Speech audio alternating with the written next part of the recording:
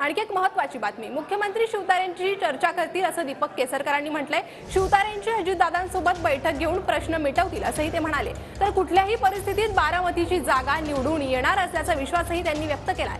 बारामतीची जागा अजितदादांसाठी अतिशय प्रतिष्ठित असल्याचंही केसरकर म्हणाले।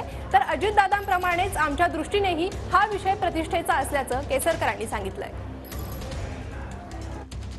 जोपर्यंत ते उभे राहत नाहीत तोपर्यंत कारवाईचा काय प्रश्न येत नाही। असं झालेलं आहे की पूर्वीच्या काळामध्ये जो संघर्ष महाराष्ट्रामध्ये घडला, हा संघर्ष शिवसेना आणि भाजप विरुद्ध राष्ट्रवादी काँग्रेस आणि काँग्रेस असाच राहिलेला आहे। आणि त्याच्यामुळे त्या काळामध्ये जे काही घडलेलं आहे त्याची थोड्या प्रमाणात रिॲक्शन येत असते। आदरणीय शिवतारेजींना बोलवलं जाईल मुंबईला आणि मुख्यमंत्री महोदय त्यांना आवश्यक ते त्या संदर्भातलं त्यांच्याशी चर्चा करतील, दादांच्या बरोबर त्यांची मीटिंग घडवण्यात आणण्यात येईल आणि कुठल्याही परिस्थितीमध्ये बारामतीची सीट निवडून येणं हे अजितदादांच्या दृष्टीने अत्यंत प्रतिष्ठेचं आहे आणि त्यांच्या दृष्टीने जेवढ्या प्रतिष्ठेचं आहे तेवढंच आमच्या सगळ्यांच्या दृष्टीने प्रतिष्ठेचं आहे।